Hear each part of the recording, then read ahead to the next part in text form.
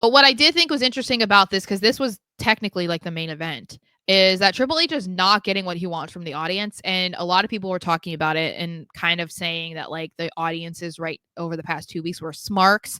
And in a way, yeah, I guess, sure. But I think that we always have to remember that the crowds, excuse me, around Mania are always different because it is people from all over the country and all over the world. So it's always going to be like such a weird mix in the audience. So like the reaction is going to be different because those are people who are like die hard wrestling fans. They're not like, oh, Raw's coming to town. Maybe we should just go and like have a fun night and see wrestling live, which is like kind of what they're doing every week for Raw and SmackDown. That's a completely different audience than a WrestleMania audience. I don't know that I would necessarily say the Kansas City audience was still remnants of the Vegas crowd. I There think that were. maybe Kansas City just like wasn't a very good crowd.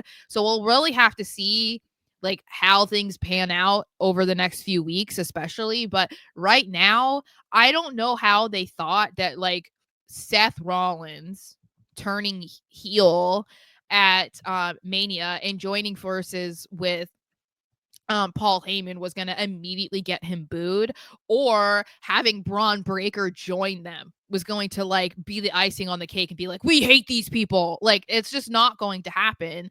And I mean, you can see that fans have been kind of fickle. If you look at like John Cena is supposed to be like the top heel on SmackDown, but people were cheering for him and booing Cody Rhodes. And you feel like, okay, Cody's untouchable. Cody is in that top babyface role where it's like no one's gonna boo him, but they did. And so it's a little bit of like stickiness right now, I would say, with like the Seth and Braun thing, because people do not want to boo them right now, even though people love Sami Zayn. Like they did not give a single fuck that Everyone Sami loves was Sami getting slaughtered out there. Zayn. It's they don't care. They just want to cheer who they want to cheer for. Mhm. That's Mhm. this era that we're in. People have their favorites. People know more than they did years ago.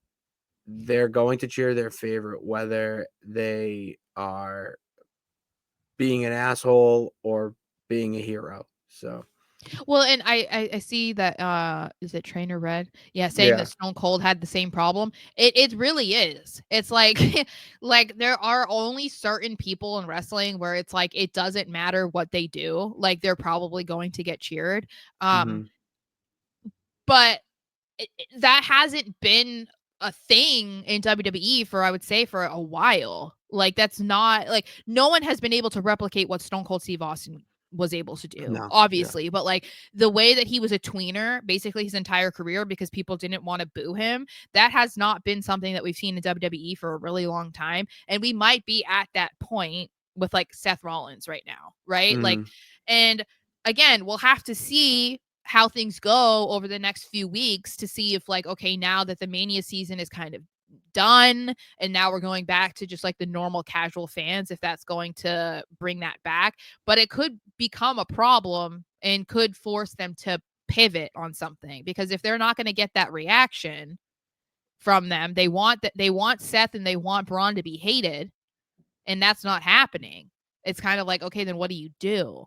Because do you go after a Cody Rhodes? Do you go after a CM Punk and CM Punk has to be off TV for like a month? Like, what is it going to take for them to finally be like, okay, no, F these guys. Like, I can boo them now. It's going to be taking the title off of Jey Uso. That's what I feel like it has to be. And this was something that people were talking about too, end game, because they were saying it was Sami Zayn and the end game of him being the Rumble winner, blah, blah, blah. I think it was SRS that said it feels like the inevitable future is Seth wins the title, probably off Jey Uso, because I mean, instant heat right there. And then by Mania 42, it's Braun Breaker versus Seth Rollins at Mania for the title. And I'm into that. I know that that's booking like a year in advance, but I'm into that. Mm, That's that's really quick. like that's banking on Seth being like the top heel on Raw, right? Because then he's gonna, if he beats Jey Uso, that's a huge thing. But then that's really putting Braun Breaker over in like a big way, and I feel like they're gonna get to a point where that feels appropriate.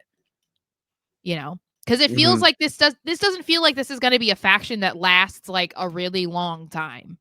No, Like s Paul Heyman's gonna end up aligning himself with one or the other towards the end of it, and it'll that's gonna probably go be Seth, but I don't know. It depends because if they want to have heel Paul Heyman, they'll keep him with Seth. But Mhm. I don't know. That is who he initially aligned with, so it would be kind of crazy for him to then like ditch him again within a year. Um, but I don't know. I think that could be super interesting.